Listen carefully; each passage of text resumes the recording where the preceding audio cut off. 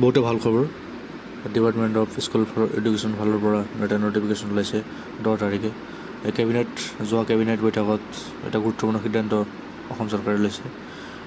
আৰু তাতে আমি দেখিব পাইছোঁ যে 2013 চনৰ পিছত যিমানকেইখন স্কুল আছিলে, প্ৰভিঞ্চিয়েলাইজ হওক বা নন প্ৰভিঞ্চিয়েলাইজ যিমানকেইখন স্কুল আছিলে, সেইসকলৰ টিচাৰবিলাকৰ ৰিটেনশ্যন নম্বৰ নাছিলে, যাৰ কাৰণে গভৰ্ণমেণ্টে একো ফালৰ পৰা তেখেতৰ ফালৰ পৰা সেইবিলাক স্কুলত তেখেতে ৰিক্ৰুইটমেণ্ট কৰিব পৰা নাছিলে।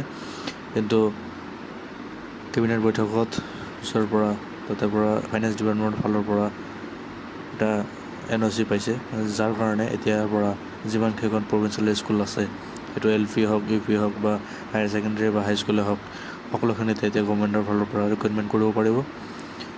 তো আমি তাৰ ফালৰ পৰা ৰিটেনশ্যন নম্বৰ যিমানখিনি পাইছে, তাতে LP স্কুলত 9,000তকৈ ওপৰত আছে, UP ছেকশ্যনত 10,000তকৈ ওপৰত আছে, আৰু নন টিচিঙত UP ছেকশ্যনত 1700মান পদ খালী হৈ আছে।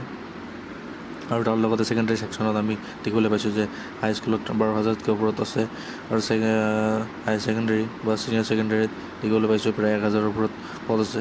তো ইমানখিনি পদ ৰিটেনশ্যন নম্বৰ বা ভেকেঞ্চি আছে, যদিহে এতিয়াৰ পৰা NOC পোৱাৰ পিছত গভৰ্ণমেণ্টে এতিয়াৰ পৰা তেখেতসকলে এই গোটেইখিনি পদ ৰিক্ৰুইটমেণ্ট কৰিব পাৰিব। তো অতি ভাল খবৰ।